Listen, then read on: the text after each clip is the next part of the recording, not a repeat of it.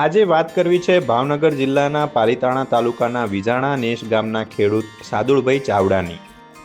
સાદુળભાઈ ચાવડાએ પોતાની સૂઝબૂઝ અને મહેનતના બળે અનોખી સિદ્ધિ હાંસલ કરી છે.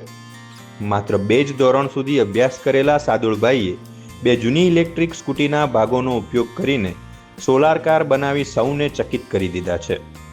સાદુળભાઈએ અગાઉ એક ઇલેક્ટ્રિક સ્કૂટી ખરીદી હતી, પરંતુ તે જૂની થઈ જતા તેમણે પાલીતાણાની કબાડી બજારમાંથી બીજી જૂની સ્કૂટી ખરીદી હતી. બંને સ્કૂટીમાંથી મેળવેલા ભાગોનો ઉપયોગ કરીને તેમણે કાર તૈયાર કરી છે. આ ગાડીના પાછળના વ્હીલમાં 2 મોટર લગાવવામાં આવી છે, જેને કનેક્ટર અને બેટરી સાથે જોડવામાં આવી છે. હાલમાં આ સોલાર કાર 48 વોલ્ટ અને 24 એમ્પિયર બેટરી પર ચાલે છે. શરૂઆતમાં ગાડી ફક્ત બેટરી પર ચાલતી હતી, પરંતુ વારંવાર ચાર્જિંગની સમસ્યાને ધ્યાને રાખીને તેમાં સોલાર પેનલ લગાવવામાં આવી હતી. એકવાર ફૂલ ચાર્જ થયા બાદ આ કાર દિવસ દરમિયાન 35થી 40 કિલોમીટર અને રાત્રે બેટરી સંપૂર્ણ ચાર્જ હોય તો 30થી 35 કિલોમીટર સુધીનું અંતર કાપી શકે છે. લગભગ માત્ર 65,000થી 70,000 રૂપિયાના ખર્ચે તૈયાર થયેલી આ કારની ખાસિયત એ છે કે તેમાં વપરાયેલા તમામ સાધનો કબાડી બજારમાંથી મેળવવામાં આવ્યા છે.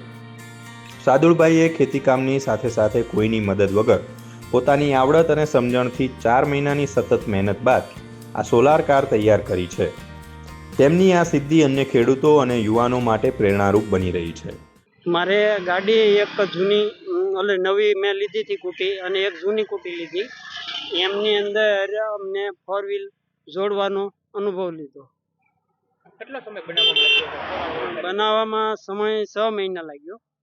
અને જે વસ્તુ બધી જૂની જે લીધેલી છે કુટી, અને બીજો લીધેલો છે રેન્ટ અને ટેરિંગ, અને બીજા પતરા અને પેપ, એ બધો નવો લીધેલો છે. જૂની વસ્તુ તમારે કા લેવામાં આવે છે?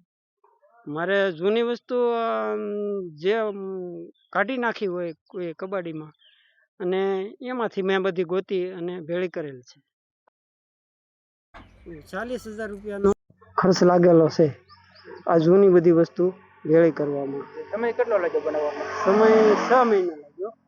અને એનાથી વધારે લેવાનો હોય સમય તો એ સામાન ગોતવામાં લેવાનો હોય, અને ઓલામાં તો નથી લેવાનો સમય. 6 મહિનામાં જ તૈયાર કરી. આ ગાડી કેટલા કિલોમીટર ચાલે છે એકવાર ચાર્જિંગ કરો પછી? આપણે 50 વોલ્ટ અને 25 એમ્પર, એમાં આખો દી ચાર્જિંગ થઈ ગયું હોય 8 કલાક તો 40 કિલોમીટર હાલે.